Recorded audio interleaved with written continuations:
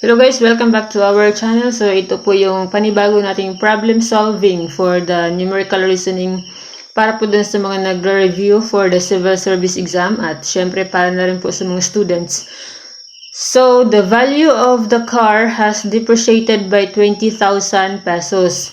It is now worth 380,000 pesos. By how many percent did the value of the car decrease?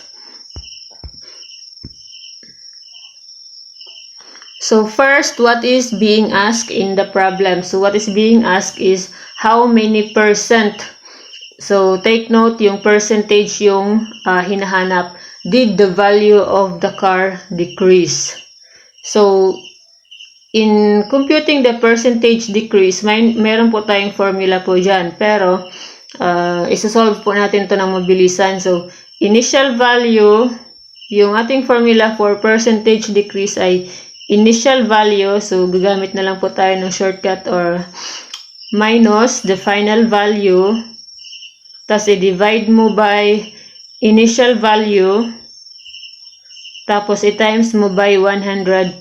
So ano yung initial value? So yung initial value, yun yung original price niya. Tapos yung final value, kung magkano na lang siya ngayon. So take note, ang hinahanap ay percentage of the car decrease. So, in this problem, the value of the car has depreciated by given yung 20,000. So, bali, yung value daw po ng car ay nag-depreciate. So what does depreciated means?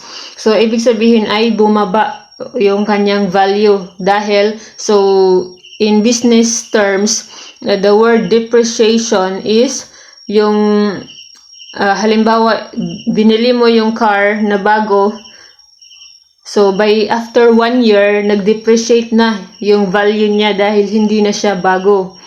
So kung ibibinta mo yun, less na yung kanyang value dahil hindi na siya brand new. So yun po yung ibig sabihin ng depreciate. So balik tayo dito sa problem, the value of the car has depreciated by 20,000. It is now worth 380,000. So, 380,000 na lang siya ngayon dahil bumaba ang value ng 20,000. So, 380,000 ay yan ang final value dito sa ating formula. So, ngayon, unknown yung initial value. Ang ibinigay ay kung magkano yung ibinaba. So, yung initial value ay unknown. So, hindi natin magagamit yung formula natin. So, paano ba kunin yung initial value? So, given yung kung ilan yung ibinaba. So, napakasimple lang po ng problem na to. I-add mo lang syempre yung 380,000 plus 20,000.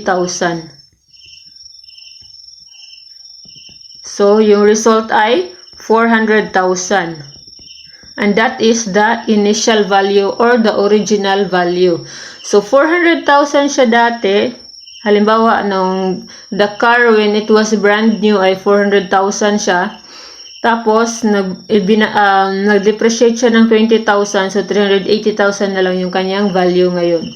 So, ang hinahanap ay how many percent did the value of the car decrease? So, ang gawin mo, i-divide mo lang yung 20,000 by 400,000. So, diba, kung iintindihin mo yung formula, initial value minus final value. So, kung given itong initial value na 400,000, so 20, i-minus mo dito sa 380, yung lalabas itong 20,000. Diba, initial value minus final value. It means 400,000 minus 380,000. So, tapos, i-divide mo by initial value. So, 20,000 divided by 40,000. Pagkatapos ay, i-multiply mo by 100. Dahil, yan po yung pagkuha ng percentage. So, 20,000 divided by 400,000, that is 0.05. So, I hope na na-review niyo po yung inyong mga Tapos manood din po kayo ng mga technique kung paano yung mga mabilisang pag-divide or yung mga basic operations kung paano yung mabilisang pag-perform dahil sa civil service yung oras yung kalaban mo. So 0.05 tapos i-multiply mo by 100 or simply move 2 decimal place from left to right. So ganyan lang kasimple mag-convert ng decimal to percent.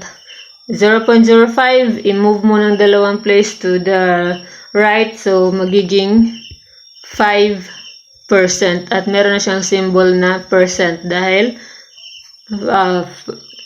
ano na siya, percent na siya. So yan po yung final answer natin, 5%.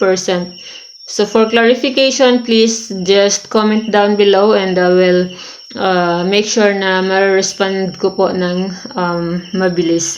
So thank you for watching. Sana po ay meron po kayo natutunan sa ating problem solving for today. Please don't forget to click the subscribe button, and sa lahat po ng concerns regarding civil service examination, lalong-lalo na po dun sa mga schedule ng pag-online appointment and walk-in, so don't hesitate to contact me.